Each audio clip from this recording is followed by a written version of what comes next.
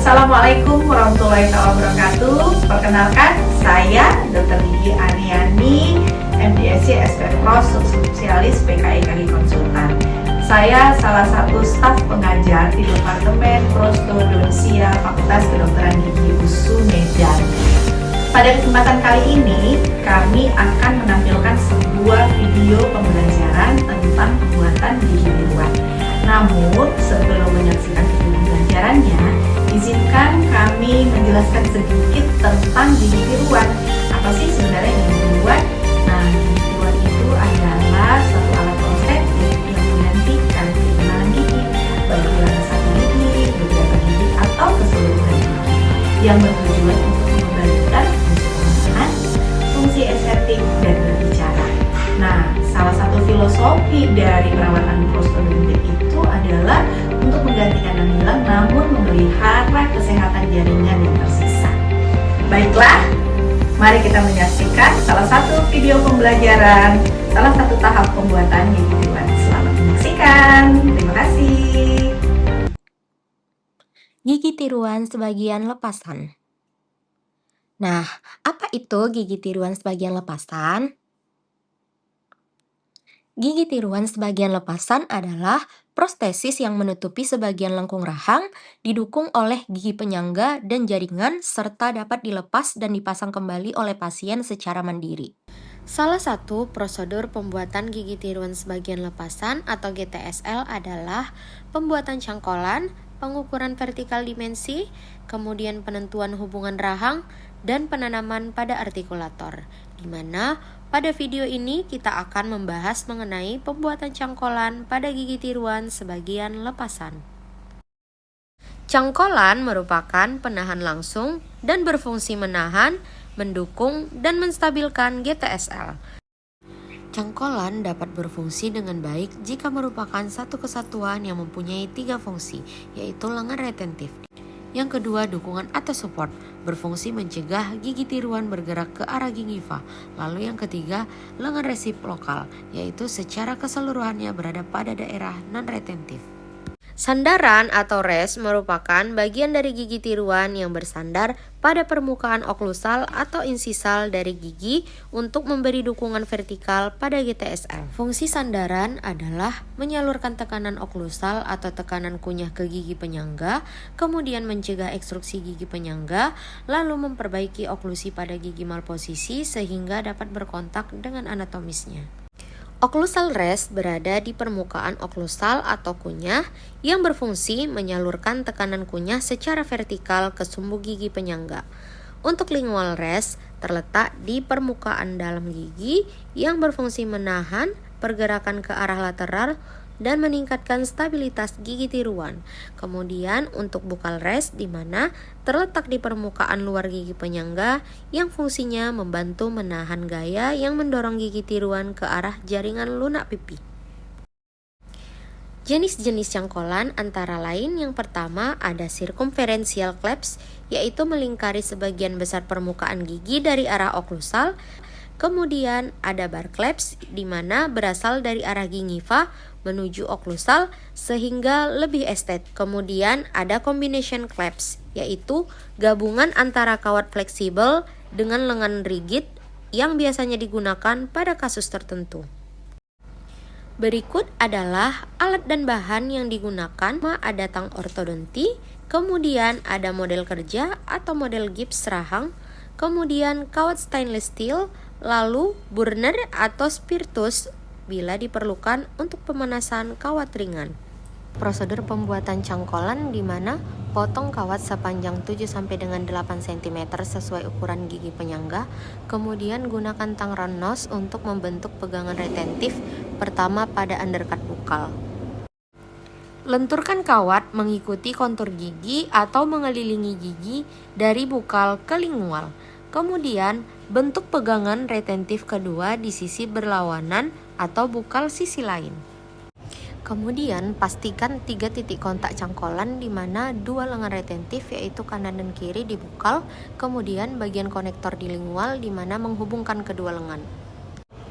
Kemudian, lakukan fiksasi cangkolan ke basis Setelah bentuk sesuai, kawat ditempelkan ke model kerja menggunakan lilin lengket atau sticky wax. Pemilihan dan penempatan cangkolan harus memperhatikan 3 hal penting, yaitu yang pertama adalah retensi, di mana agar gigi tiruan tidak mudah lepas saat digunakan. Lalu yang kedua stabilitas, di mana agar gigi tiruan tidak bergerak berlebihan.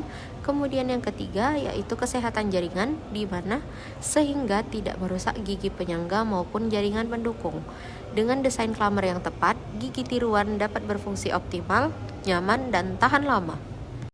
Berikut adalah pengukuran dimensi vertikal, di mana dimensi vertikal merupakan salah satu komponen penting dalam perawatan gigi tiruan, di mana hal ini disebabkan karena fungsi mastikasi, berbicara, maupun estetika wajah. Nah, menurut Miller, penentuan dimensi vertikal yang tepat sangatlah penting, tidak hanya untuk membangun oklusi yang harmonis, tetapi juga untuk kenyamanan dan estetika wajah pasien. Langkah-langkahnya sebagai berikut ini. Pasien duduk tegak dengan kepala pada posisi alami. Lalu pasang benang dan karetnya pada telinga kanan, kemudian melalui daerah anterior di bawah hidung sampai ke telinga kiri. Basis dan oklusal rim rahang atas yang telah sesuai dengan persyaratan yang telah ditentukan dimasukkan ke dalam mulut pasien.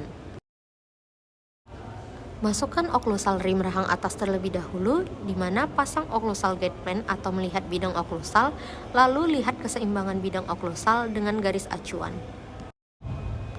Untuk syaratnya, di mana arah depan atau frontal, bidang oklusal rahang atas anterior sejajar dengan garis interpupil, kemudian untuk arah samping, di mana bidang oklusal rahang atas posterior sejajar dengan garis chamfer atau tragus ala nasi. Dimensi vertikal istirahat adalah tinggi wajah ketika oklusal rim dalam keadaan terpisah atau tidak berkontak, dan rahang bawah dalam keadaan istirahat.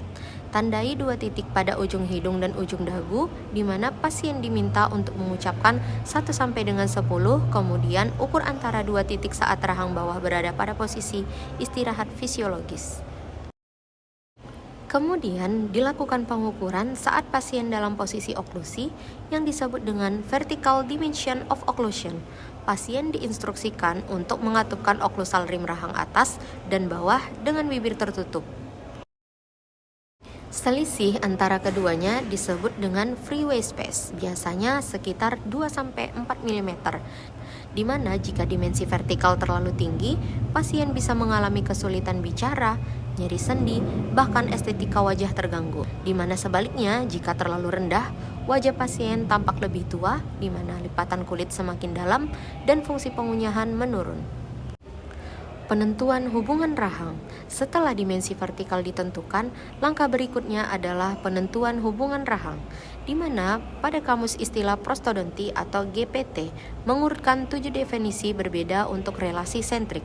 Namun, ada 2 definisi yang umum digunakan, yaitu hubungan fisiologis yang paling posterior pada rahang atas masih dapat digerakkan ke lateral yang dapat dilakukan oleh individu. Kemudian hubungan paling posterior antara rahang atas ketika kondilus berada pada posisi paling posterior pada fossa glenoid. Tahapan penentuan hubungan rahang, di mana yang pertama pemasangan basis gigit coba dengan wax rim pada rahang atas dan rahang bawah. Yang kedua, penyesuaian ketinggian wax rim sesuai dengan dimensi vertikal yang sudah ditentukan. Kemudian yang ketiga, pasien diminta menutup rahang perlahan sehingga mencapai posisi sentrik. Penanaman pada artikulator. Setelah data hubungan rahang diperoleh, tahap berikutnya adalah penanaman model pada artikulator, di mana artikulator adalah alat analogi mekanis yang menggambarkan sendi TMJ dan lengkung gigi atas dan bawah, di mana suatu tempat untuk meletakkan model atas dan bawah dengan tujuan meniru hubungan kontak fungsional dan parafungsional. Berikut adalah alat dan bahan yang digunakan. Yang pertama ada artikulator, kemudian model rahang atas dan bawah, lalu gips, kemudian vaselin, karet, plastician, rubber ball, dan spatula. Berikut adalah langkah penanaman pada artikulator di mana vaselin diaplikasikan pada lengan artikulator.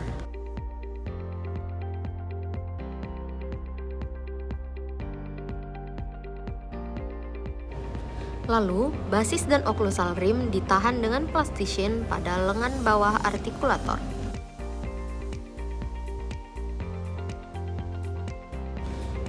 Kemudian, basis dan oklusal rim yang sudah difiksasi diletakkan di atas plastisin dan disesuaikan posisinya.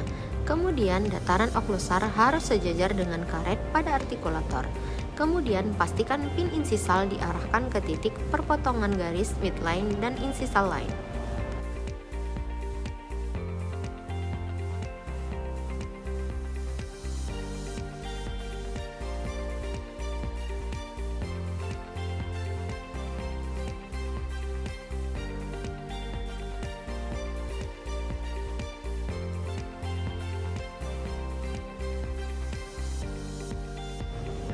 Gips diaduk untuk rahang atas, lengan atas artikulator dalam posisi dikatupkan. Letakkan gips di antara model dan mounting plate. Pastikan posisi sesuai hasil fastbow atau sesuai orientasi horizontal jika tanpa fastbow. Tunggu gips mengeras sempurna.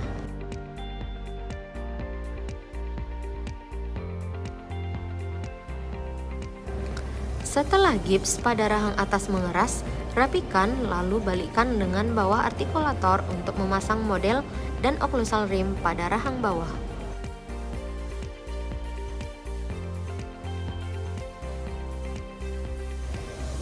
Lalu, pasang model rahang bawah ke artikulator bagian bawah menggunakan mounting plaster dan tunggu sampai mengeras lalu rapikan.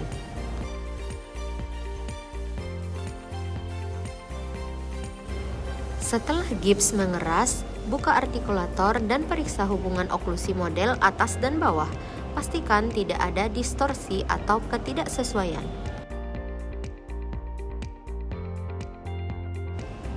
Dengan bantuan artikulator, teknisi gigi dapat menyusun gigi tiruan secara lebih akurat sehingga hasil akhir lebih presisi dan sesuai dengan fungsi rahang pasien.